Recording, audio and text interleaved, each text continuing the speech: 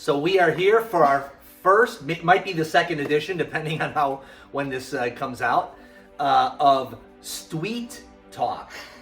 STweet Talk. I named it myself, and it is just me and my lovely daughters going through some tweets. And so, this is going to be so interesting. Can you feel the buzz? All right. So Maya, let's suck it to me. What tweets of mine have you read that have just been mind-boggling and mind-blowing? Are you gonna introduce Let me introduce who my. A lot of you, if you've watched our first podcast video, you remember. Oh yeah, that's true. I was in the first podcast. You should already know. Exactly. She's familiar. We're bringing, sometimes in the soaps, people die off and we bring them back. Well, we're bringing one of our characters back. Recurring character. Yeah, recurring character. And so Maya interviewed me on our first podcast, so you can get to know what the motivation was behind the podcast, and now we're bringing her back in like the mafia pulled back in Al Pacino. So let's go on these tweets. Let's hear it. Okay, so I just... Yeah, read it off. Yeah, pick the couple. Okay, so the first one that I have here... Why'd you pick these, by the way? Well, I can tell you each one. Oh, okay. They're kind of different. They're just ones that kind of stuck out to me, and that I felt like some of them I just read and I was like, okay, yeah, but these ones are the ones that maybe inspired a little bit more, if that makes sense. Yep. So these two actually I feel like kind of go together, and they're right next to each other. This one from April 8th says, relationships and people, the greater than sign, technology. Take time to get to know people versus rushing back to your feed. And then April 9th, so the day after that, you tweeted, what you feed on becomes part of what you create. The sewer pipeline of information need not be your daily bread. Garbage in, garbage you will perpetuate. Change your diet if you need to. And I feel like those kind of correlate because, I don't know, I guess I've been thinking a lot about technology lately and social media, and I think it's true what you say about the garbage in, you're perpetuating, the more you're feeding yourself certain information or allowing yourself to be fed certain information, the more that you are kind of perpetuating those thoughts and that energy in your life. And I'm on social media, but I don't really use Facebook, and most of the time I don't have the Instagram app downloaded on my phone, and I'm not a big scroller, or I would be if I had them, but I think that's why I try to delete them, if that makes sense. So I like what you're saying, because it's something that I think about a lot, that social media a lot of times makes it hard to control what things you are constantly being fed as far as information or you know what I'm saying?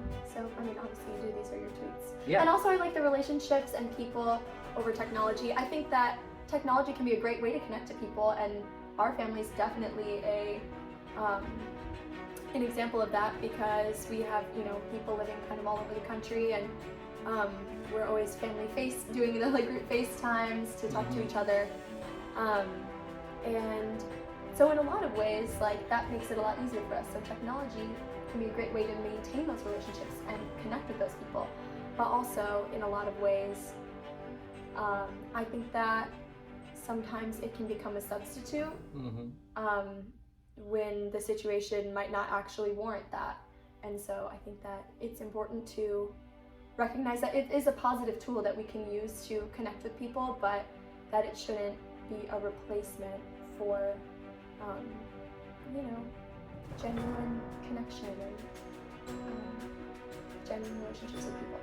Yeah, and I think that, I find myself when there's a lull, or when there's, if you're sitting with someone, you want to check your phone right away to try to catch another hit of dopamine or something, or something like that.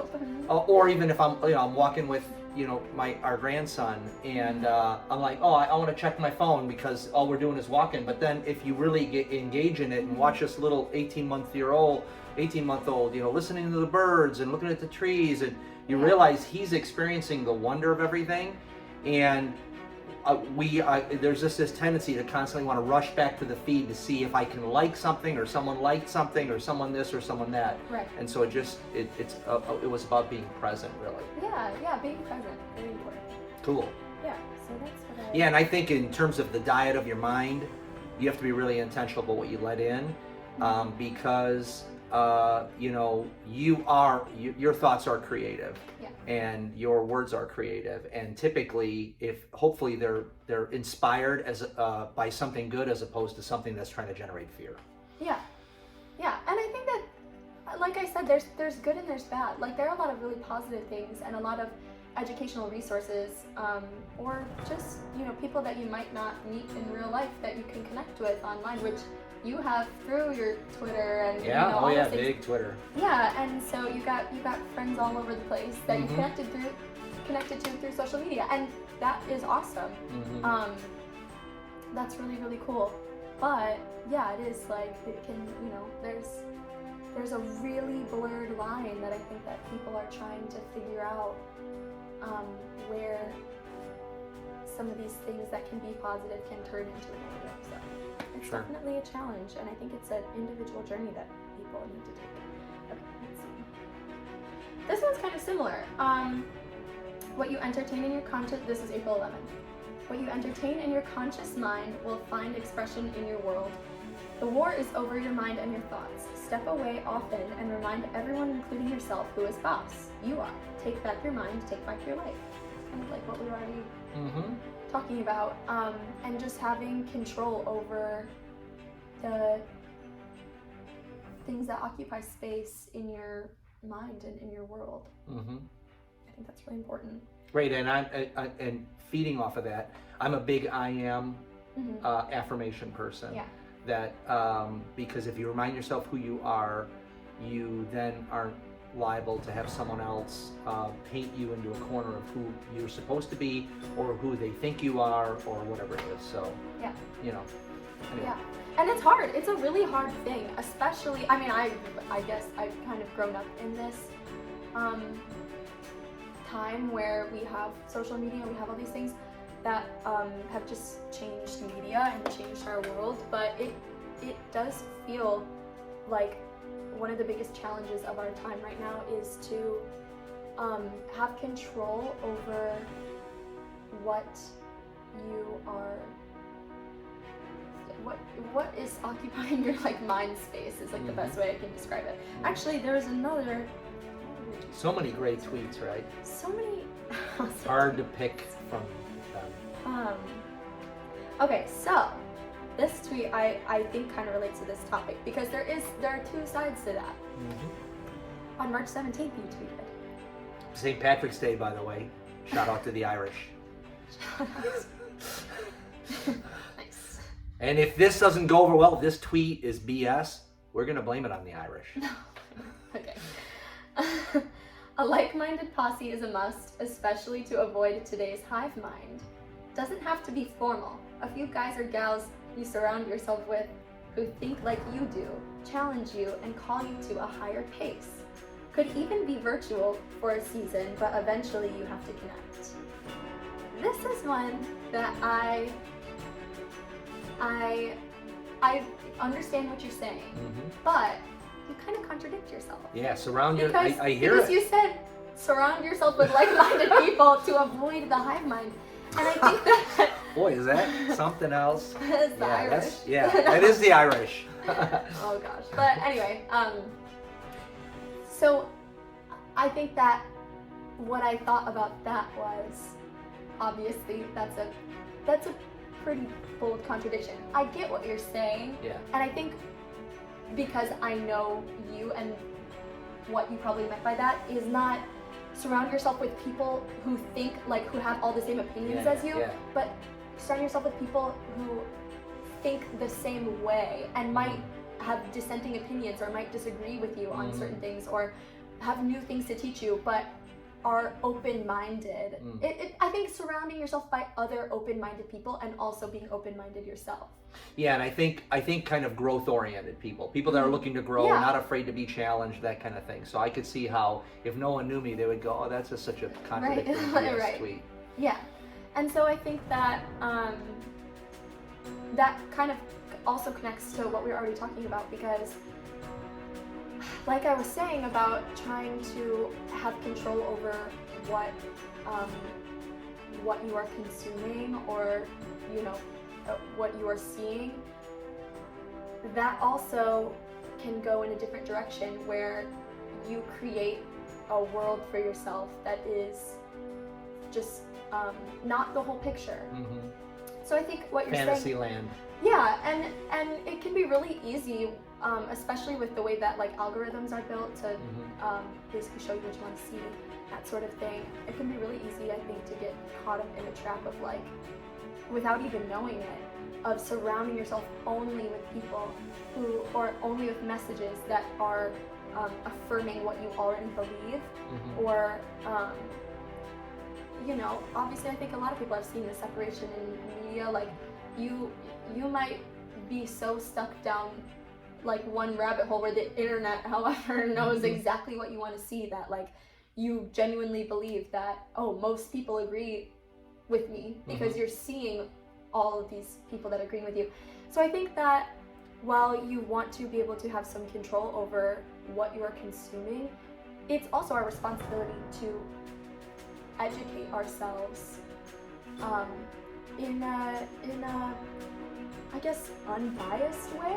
Make space for some dissenting opinions. Right. If you realize that you're only ever, seeking information that is going to support what you already believe, or surround yourself with the bros or that's the sisters that only agree with you. Yeah, that's a problem. That's a problem. We call that a cult. But yeah, so I think that that is, it's like I said before, it's each person's kind of individual challenge to make sure that they're consuming media in a responsible way. Yeah. And make sure that they're using technology in a responsible way, and just being good people who are truth seeking and not just seeking to affirm whatever beliefs they have. Lead with love. Yes. Oh, that's another. I'll have to tweet that. Anything else we got, Maya? Let's see. Oh, I like this one. Gratitude, contentment, and generosity. The doorway to abundance. Giving thanks for all things will only have more coming your way. Resting in what you have now as being enough will assure your needs are always met. Being generous will ensure you always have some to spare. And I like that. I think that is a philosophy that I try to embody. And you're very content, and you're very joyful, and you're very generous. So I would say yes. Thanks. I think that gratitude, like especially in the last year and a half or so, I've realized that there's a different level of gratitude beyond the thank you for just regular, not regular, but you know what I mean. There's a level of gratitude that is genuinely being not just kind of semi-conscious of the things that you have been blessed with, but just a really deep awareness always that everything that you have is a blessing. And obviously that's really hard to lose sight of, because things don't always feel like blessings. But I think that especially with I guess a quote that I really like is, I actually don't remember exactly what it is, but it's something about basically gratitude being the medicine for anxiety, or the antidote. Yeah, the antidote, not the medicine, the antidote. Or for worry. And I think that, obviously that is an oversimplification of anxiety, which is a thing that people really heavily struggle with, but but I think it's true that a lot of times when I have felt really anxious, just reminding myself of even really small things to be grateful for can be very relieving, when it feels like your world is like kind of crash down on you. It's hard to be anxious and thankful at the same time. And so when you focus on thankfulness or gratitude, and you make it a habit and exercise that gratitude muscle, the anxiety slowly fades away. Yeah. At least about specific things. Yeah, and it's definitely a process. Like it's not like, oh, I'm having a panic attack, but I'm so grateful or whatever, and you're like cured. Of course, that's not how that works. But yeah, I think that a lot of struggles that I have with overthinking and anxiety and those things have been really helped and healed over time by choosing to make a difficult but conscious effort to just be grateful for every little thing and try to recognize like things that I might have, not before I went to bed at night gone, oh, I'm grateful for that, but now things that I notice more. And it also gives you like a different appreciation for other people. And when I'm ready to complain about something, I think about what I'm thankful for about that very same thing, and my complaints go away, and I, whatever it is, I don't want to find an example right now, but anyway, if you all, oh, it wasn't done this way, it wasn't done that way, but there are 5 or 6 things that it was done right, I can say be thankful, thankful, thankful, and I forget about the things that I find wrong. So it really also chases away a critical spirit. Yeah. Or even like an example that I'm just thinking of now is when I had COVID over Christmas break. You gave it to me. Thank you. But actually, that might Irish. not be true. That might not be true. Yeah. But I think I pinned it down actually to go into the movie theaters or whatever. But anyway, it was a good movie. It's worth it. Spider-Man. All right. But yeah, so I think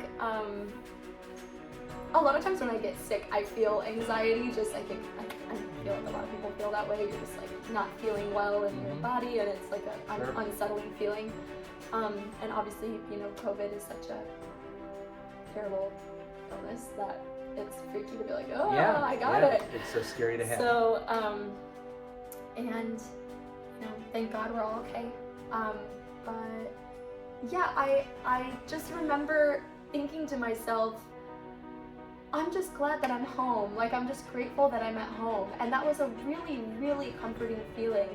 And just knowing, like, then I went back to school, and unfortunately there were a lot of people who got COVID, and lots of COVID outbreaks with even some of my suite mates had COVID. Luckily my roommate never caught COVID. We were just super fortunate, and obviously at the time I had the antibodies, so probably still do, I don't know. But I felt so grateful, even though at the time I was like, oh my gosh, this is so like freaky. I got COVID. I tested positive on Christmas Eve, and so we had like COVID Christmas, and you guys had just had COVID, so we were all together, but it was, so it was a calming thought to just have that gratitude, even though obviously no one wants to have to say I'm grateful I got COVID. Right. But it was like the timing was a blessing, even though testing positive for COVID on Christmas Eve sounds like very not ideal. It could have went way different, and you could have spun your head into a negative space, for sure. Right. I could have gotten it when I was at school, and that, I don't know what I would have done. I would have had to leave campus and I drive home, or I don't know. You guys probably would have had to leave. So that's just an example that I was thinking of being grateful. In the midst of trial, even. Yeah, and how it was comforting to just have that one thought of like, oh, I'm just grateful that it's Christmas break and they're not missing school. Cool. That was like a Great. Anything else? I don't know. Oh, it's 333. It's pretty cool. Whoa. Maybe that's what we call it. Okay. Got a flight to catch. All right. Well, that's Maya Kaempf with STweet Talk. STweet Talk. STweet Talk. Anyway, STweet Talk. All right. Thank you. Talk to you soon. Bye. Thanks for having me on. Yes.